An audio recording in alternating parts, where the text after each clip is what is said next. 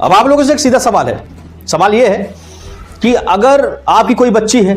बालिक या नाबालिग, अगर वो घर से निकलती है, लेकिन खासकर अगर नाबालिग बच्ची है, वो स्कूल जाती है, कोचिंग जाती है, मार्केट से सामान लेने जाती है, उसी बीच कुछ दरिंदे आकर के उसका नाड़ा तोड़ करके उसको नग्न करने की कोशिश करें या फिर उसकी छाती दबाने का प्रयास करें और उसके साथ यौन उत्पीड़न करने की कोशिश करें और उसके बाद ऑनरेबल हाई कोर्ट की एक टिप्पणी आए कि ये 4 महीने सुनवाई के बाद कि ये रेप की कैटेगरी में इसका केस दर्ज नहीं हो सकता, ना ही पॉस्को एक्ट के थ्रू यौन उत्पीड़न का मामला है। तो फिर ये किस तरह की टिप्पणी, किस तरह का न्याय है और किस तरह की हमारी न्याय प्रणाली है? इस देश में सबके ऊपर सवाल उठ सकता है, लेकिन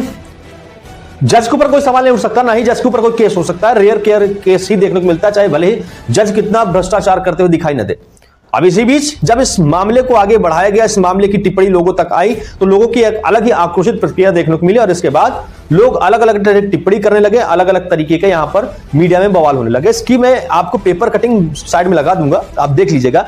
कि ऑनरेबल राम मनोहर नारायण मिश्रा जी ने क्या टिप्पणी करी है और उसके बाद सुप्रीम कोर्ट ने इसको स्वतः संज्ञान में लेकर के क्या विवेचना करी।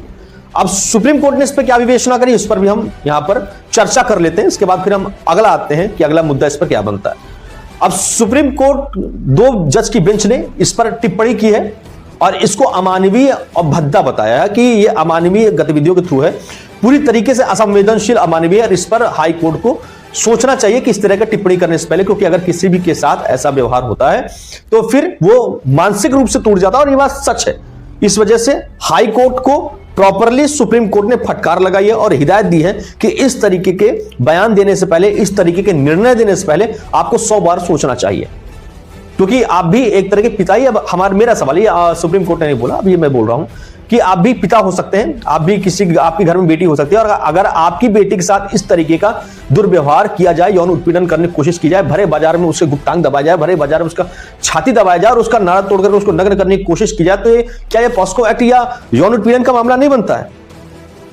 अगर ये बनता है तो फिर ये किस तरह की टिप्पणी है कि आप ये बोल दें कि पुलिया के नीचे घसीट करके ले जाना, उसके गुप्तांगों को छूना या फिर उसका नाड़ा तोड़ना पॉस्को एक्ट या रेप की कैटेगरी में नहीं आता? ये सवाल है पूरे समाज से और जो इस टिप्पणी को दी है उन जज से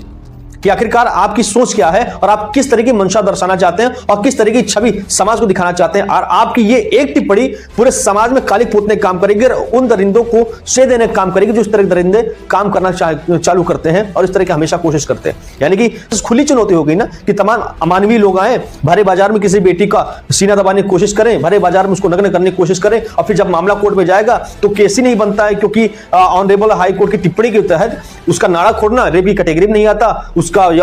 छाती दबाना यौन उत्पीड़न की कैटेगरी में नहीं आता, उसके गुप्तांगों को कपड़े को ऊपर दबाना यौन उत्पीड़न की कैटेगरी में नहीं आता।